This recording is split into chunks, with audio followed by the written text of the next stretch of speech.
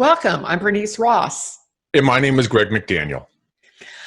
Today we're going to be talking about 10 strategies for combating the stress from COVID-19.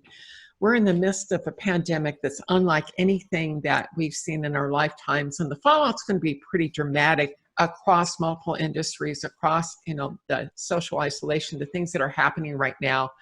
It's unlike anything we've ever had to deal with in our lifetimes. But what we want to do today is, first of all, help you to put the risk into perspective so that you can make really great decisions about what you're willing to tolerate in your life and what you're not, when to take risks, not to.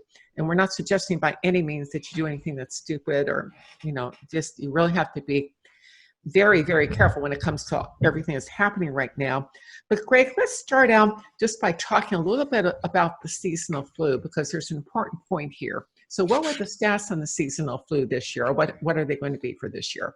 Yeah, we don't know what they're actually going to turn out to be. Here's some projections that we've been looking at, to illustrate your point there in regards to what the seasonal flu is and has been historically. By this year's end, they're estimating that the flu season is going to 33 million people will have been infected, 210,000 to 370,000 will have been hospitalized, and approximately 30,000 people will have died from the flu this year. Now, this is a pretty common case on a yearly basis. And you can go to health.com and we have a link here in the article that Bernice wrote. You guys can go take a look at it. Please do your own research and look at your own numbers. But yeah, Bernice, for me, this is very eye-opening because, I never knew that the flu was so rampant when it comes to deaths, hospitalizations, and people who are infected. And we're now here in the U.S. and worldwide, we're going into lockdown here in San Francisco. We are in a state of like shelter in place. So I'm very interested to see what happens. We've only had about 4,000 infections and just a couple of folks that have passed away, unfortunately, in regards to what the numbers we just looked at. Now, I'm not minimizing those. I'm just saying, if they're that worried about what we have going on, it's very interesting to see where we're going to go. Well, part of the thing that's fascinating is some of the statistics that come out. And what I want to do right now is talk about the difference between reaction versus response. And when we start hearing bad news, we go into a reaction. How can you not be fearful when you get all this stuff bombarded at once? Am I going to be able to make my bills? What's going to happen? Is the food chain going to be available? Yes, the answer is those things are probably yes. But one of the things that's really dangerous about what we're experiencing right now, and I don't know if you've had this, I've been feeling kind of a drag on my energy. Have you at all, Greg, or no? Not bumping Yeah, energetically, it is going to take a little bit out of you because stress is naturally going to take the energy out of you because you're putting your thoughts and your energy somewhere else. You're not putting it towards your business, your family, whatever else. But I have felt a slowdown physically. Yeah, well, physically, I know that everything's kind of running right, but I'm feeling this. I just feel like I've kind of got this weight on my shoulders right now. And what's happening for all of us, there's a substance called cortisol. When we're under stress, our bodies release cortisol and adrenaline. If you've almost had a car accident and, you missed it and you've got that, the pounding heart and it takes you about half an hour, that's the adrenaline. And cortisol helps to protect you because what it does is it makes, it prepares your body for fight or flight. So it makes your veins get further from your skin so it's not as likely to bleed. It changes the way your blood's distributed throughout your body. It just changes, it gets more energy to your muscles so you're ready to react. The problem with cortisol over a long period of time, Greg, is that it's not meant for this. And this is what we're in right now. Mm-hmm. We are, flooding our bodies with cortisol, which is, essentially wearing down our immunity. And this is something, if you've had a loved one who's had cancer or heart disease, they've been in intensive care and you're dealing with that right now, you feel really worn out all the time. And that's the cortisol weighing on you. And what happens is the B team kind of takes over while the A team is dealing with the stress. And right now, because there's so much in front of us, is that, we're getting the A team is dealing with the stress. How am I going to manage my business? What about, my family? Now, so what we want to do is put a couple things into perspective. I want to go back to those flu stats. Those flu stats were for the U.S. That's not worldwide. Those were U.S. flu stats.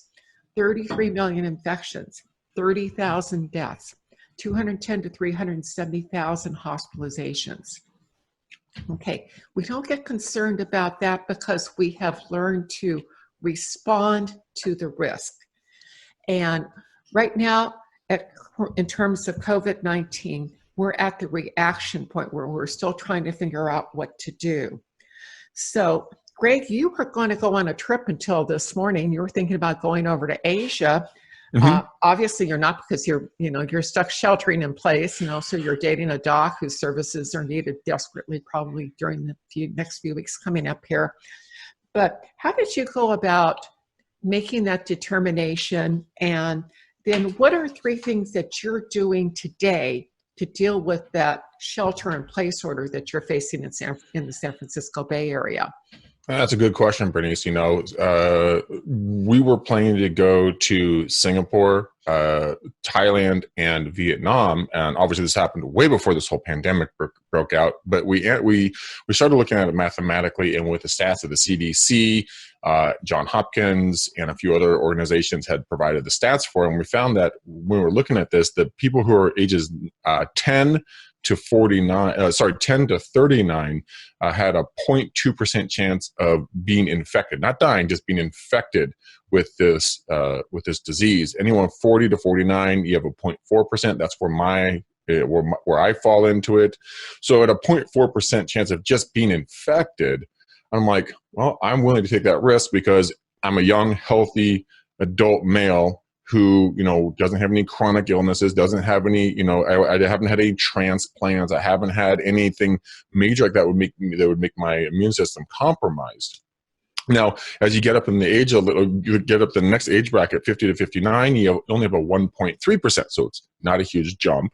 Then you go to 60 to 69, that's a 3.6% percentage of maybe getting infected. 70 to 79 is 8%. And then where you really become vulnerable is going to be in the 80 plus range, where you're 14.8% of people getting infected. Now, I'm not saying that you're going to die. I'm just saying you have a chance of being infected. Yes, Bernice. Yeah, let me add to that some very fascinating statistics that have come out of South Korea, where they have been doing a lot of testing. What they've been seeing there, and this came from Anthony Fauci, so I take that as a pretty good source, is that 96% of their tests came back negative. Only 4% tested with COVID and COVID-19. And what this means is, it's the even if you have symptoms, there's a 96% chance that those symptoms are related to the regular influenza, a cold, or something else. So first of all, your low rate of infection, but nevertheless, 4% of the U.S. population is a very big number. So we have to be really careful about that.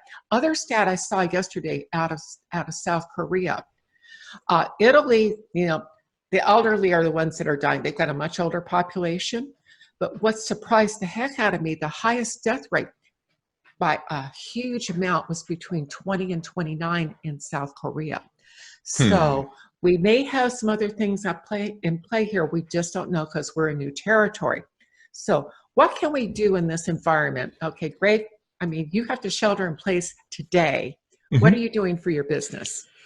I've had a lot of people ask me about this. I was just asked to be a part of a group on Facebook. A couple of these names you guys might recognize, and we're going to get together. And where is this thing? And we're going to get together, and we're going to have some sort of maybe a Zoom call or something. Public could be private. But these are the people that we're getting together to really work together with the rest of the real estate community. Pat Hyben, Christoph Chu, Colton Lindsay, Floyd Wickman, Greg Harrelson, myself, James Festini, Joshua Smith, Kevin Ward, Ricky Caruth, Tim Harris, Toby Salgado, Tom Ferry, Tom Hopkins. We're coming together to really bring our brains and try to figure out what we can do to build our business. And some of the things that people have been reaching out to me this morning already about, Greg, what's your opinion? How can we do this? And I really had to sit there and think about it for a minute because, I mean, this is, like you said, this is completely new territory. And what I've decided for me is that I'm going to double down hard into YouTube. There is a group called YouTube Agents. A guy named Jackson and his business partner up in the Northwest operate this thing, and it teaches you how to really operate your YouTube channel as a business, how to become visible, how to create the right videos, how to create the right titles, how to create the right tags. And the reason why I'm saying this is that YouTube is your own personal TV station. And as long as you can broadcast what people are searching for, you still become relevant in their lives. A lot of the times, if we aren't on Zoom, on YouTube, Instagram and Facebook stories, and we're posting things on a consistent basis, people are going to think that we just shrank away. And I think you can't be a predator in this time, though. That's the one thing. You can't be opportunistic. You can't be going, hey, if you guys are thinking about selling because you got to get out of the coronavirus area, that's the wrong attitude. You need to come hard with service. You need to come hard with education. You need to be willing to help someone. If you have 2 loaves of bread and someone has none, give them a loaf of bread.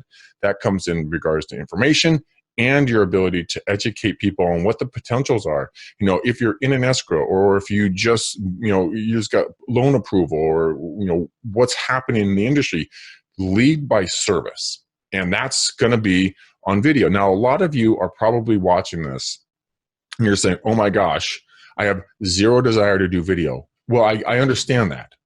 But right now, if you're in the Bay Area, and it's going to probably spread to other places, you literally don't have a choice if you want to be seen, okay?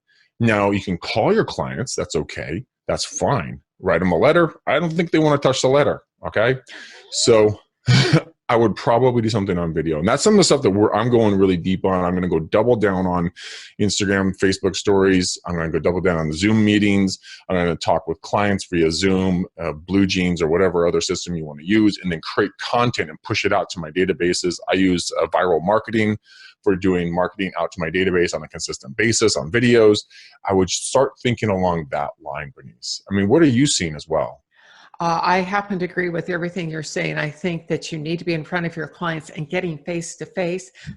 We've been heading in this direction, but what this pandemic is doing right now is it's going to force the industry to be virtual, whether it likes it that way or not. Mm-hmm. And again, we did a great session last week about working from home. Take a look at that on MN. That is a great resource. So Greg, you've been talking about our first strategy, working remotely. I want to talk about your mindset right now. Turn off cable news and major network news, because the energy, excitement, and, TV anchors are designed to get your energy jacked up. That's what they do. That's how they get eyeballs. Instead, I would suggest that, check, if you want to stay informed, check a couple times a day online with some of the sources that you trust. And I've got one that I really like. I just started subscribing to it recently. It's called the donut.co. Again, the donut, DONUT.co, not com, but the donut.co. And every day they've got a dose of positive, but what they do is they provide a very quick synopsis of what's happening in the news. And then they link to different supporting articles. And each of those articles, they do nothing but facts. Each of those articles then is the opinion, and it's labeled far left, center left, neutral, right center, far right. So you can see what different people are saying, and it's this is a quick way to get this stuff. But stay away from the images, because of something called vicarious karma, and not vicarious karma, vicarious trauma. Although in this environment, it could be vicarious karma. But with vicarious trauma, your brain cannot differentiate between an image on the screen and it really happening to you. That's why we get so frightened by scary movies, or, we can't distinguish that. If those events are real to our brains, they can't tell the difference. Mm-hmm. I mean, you may know mentally, but the emotional part, that part that responds with adrenaline and cortisol. So not a time to be watching things that scare you, be watching things that make you laugh. Also, I've got another great resource for you. There's a song called wait lists. And it's by a group called Marconi Union. And this was ranked as the most relaxing song ever. But I saw a study 2 days ago, and it showed, I was searching for what reduces cortisol.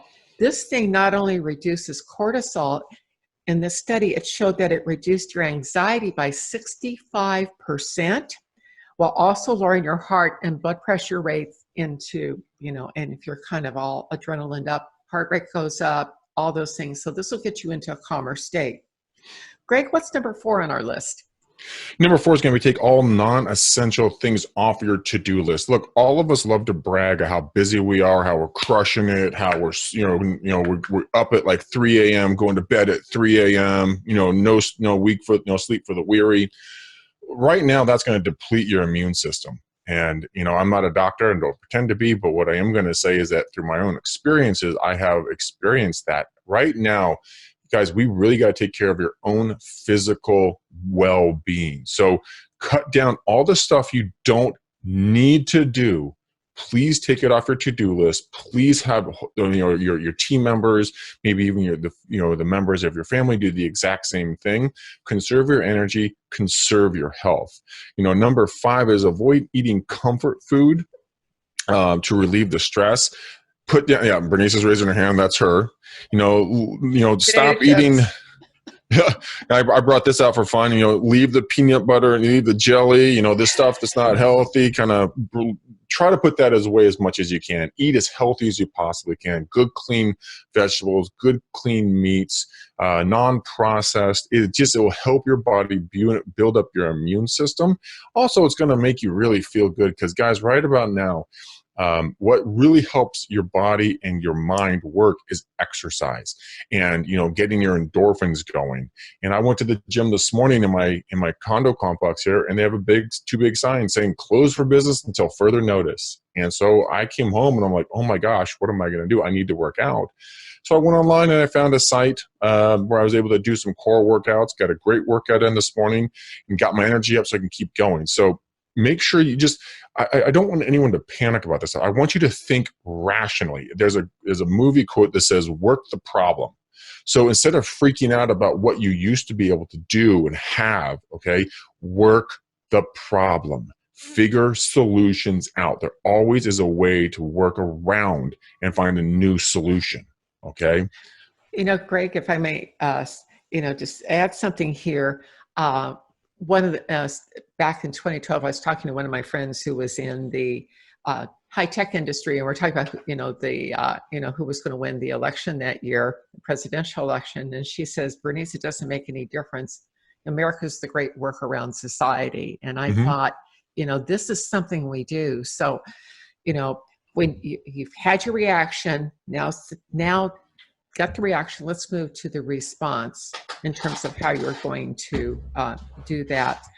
Now, when it comes to your response, this is not the time to worry about big picture issues. Instead, you need to be focused on your immediate family, making sure they're safe and healthy. And then your community, your role as a realtor, if you really want to stand out right now, is to be a resource for being sane and, grounded during this time. Greg, you had a comment? I did. It reminded me of something, Bernice. When Australia was burning late last year, right? My dear good friend Glenn Twiddle, who's a powerhouse down there in the coaching industry, he worked with one of his clients, and what his client did is he and his wife and a part of their team stayed behind. They stayed in the fire, right? And they got these huge vats, and they made food and they purified water for all the firefighters and the animals and everybody that came through. And I'm not saying that he did this for the fame. He did it for the love of his community, but his visibility went vertical, not because he was doing a marketing ploy, but because he wanted to give back to his community for the people that were saving their homes, their businesses, their livestock, their way of life. And so if there's a way for you to do that with that mindset, guys, I fully support you and encourage you. And please share with everyone in this community on him and what you're doing so other people can reach out and do something in their communities with the resources they have. Because if we come together as a united front and really pull this together, we can we could really change a lot of lives. And that's what this is all about. Well, Greg, that brings us to, what can you do? I mean, we're saying, well, here are some things you do to take action, but what can you do to kind of replenish your supplies? And, sometimes it's, going and sitting outside if you've got a patio. We've got a park right next to us here. It's not very big, but it's got water going through it, and there'll be baby deer out there in another few weeks probably, and a whole lot of other critters. But it's find what grounds you. Is it, gardening? Is it, playing a board game with your kids? Find things that you find that make you feel better. For me, I like baking cookies, but I've got a gluten problem these days now. So yeah, I ended my cookie making, although I'm sure tempted to go back to it. But again, what makes you feel grounded? Yeah. Now, Greg, what's number 8? Number 8 is something that I like a lot. It's renewing your interest in your favorite hobby. A lot of us, we get away from our hobbies because, who are we? Well, I'm Greg McDaniel, the real estate agent. Bernice, you're, Bernice Ross, the coach, author, speaker, trainer. You have these identities that we attach to ourselves, and we forgot about the things that truly make us happy. If you want to make some beer, go get some stuff and make beer in your garage. If you like to be gardening, go get some raised gardening beds and plant some seeds and tend to them. If you like woodworking, if you like cooking, if you like, needlepoint, you get my point, right? No pun intended on the needlepoint point. Okay. But go out and really re-engage with your creative side of yourself and the part of you that enjoys the things, because not that we all want this time to have a break, but it's kind of like a mandatory rest period. And you know what? I'm not saying don't do anything all day long, but, do some work online, do some work on video, do some work on calls, reconnect with clients, send some emails, do what you need to do to further your business, but then take a break, spend a couple of hours gardening, woodworking, cooking, whatever that thing's going to be for you, re-engage with that. So that's 8, Bernice. Number 9 is, go out of your way to be courteous and kind to everybody. Now, fear-mongering from mainstream media and from other people when they tell you that the sky is falling can, like Bernice was talking about earlier, can release that cortisol, make you freak out, make you lose energy and everything else. But what's the antidote to that? The antidote to that is being kind, supportive, courteous, being a loving human being to someone who might not be so loving to you. Right now, you got to understand their stress levels are through the roof. Okay, people live paycheck to paycheck. A lot of people are not going to be able to make rents, make mortgages, make payrolls. They're not going to be able to do things. Maybe your clients' businesses are closing down because it's a restaurant or a bar or a local dress shop, and they can't stay open, which means they're going to lose their livelihood. So when you call them, they tell you horrible things about how they don't like you over the phone. Well, it's not you. Just be, you know what? I'm so sorry you're going through this. If I can do anything to assist you, if there's any resource I have that you could use, please use me as a resource and contact me immediately, and I will stay up with you, see what I can do for you in the future. That small conversation could literally mean the difference between someone's sanity or insanity when it comes to this crisis. And then guess what? Once you push it to one person, then they're going to push it to another person. They're going to push it to 2 more people, and the cascade waterfall effect is going to take place. And all this positive energy is going to take place with one action. So I would encourage you to do that. Well, Greg, I have to agree with that. And to kind of wrap up, I want to return to the work of Paul Pearsall. And he was a researcher who specialized in researching people who've had heart transplants, and he wrote a lot of different books. He had cancer all through his body and got rid of it. He got hooked up with a Hawaiian kahuna through what he called the power of aloha. And this is really about smiling and what laughter can do for you. And specifically, he found that having 100 belly laughs a day is healthier for you than sitting, than watching, than running or jogging. In fact, have you ever seen anybody who's really they look like they're having a great time when they're jogging? No, they look like they're miserable out there. Well, yeah. if your body thinks it's being chased, just in case you didn't know, but he said, his advice to you is to sit on the curb and laugh at the people running by. But the laughter is the most important thing, because again, that counteracts the cortisol, releases beta endorphins, which are part of your first line of defense with your body, and and fighting this thing off. The goal is here to be healthy enough that you don't get it, or if you do, that it's very mild. And then the other thing too is I want to go to the issue of smiling. We're doing elbow bumps, or we're doing this now, or whatever it is to greet others. But the bottom line is here, when you smile and another person smiles back at you, their body releases beta endorphin. You give them a virtual hug. So put those virtual hugs out there, smile as much as you can, at everyone you can. And Greg, I love what you said. This is the time, you can have a conversation. Just call your clients up like Greg and I are doing right now. We're on Zoom. We could, just sit down, have a conversation with them. How are you? Is there anything that I can do to help or serve you? Any issues you're having, and it doesn't have to be real estate related. I've got a great network. I can help you with different things if you need the resources. So it's just coming from that point. Mm-hmm. Greg, one final thing to wrap up for today. One final thing to wrap up today, guys, is, go back, and if this was at all valuable to you, share it out to someone that could hear this, could use this information, be a resource to everyone around you. And just, guys, everything comes in cycles. Okay. So yes, we're kind of at the top, we're getting to potentially near the top of this thing. We don't know how far this thing is going to go, but we're getting into some strange territory here. Let's not sugarcoat it.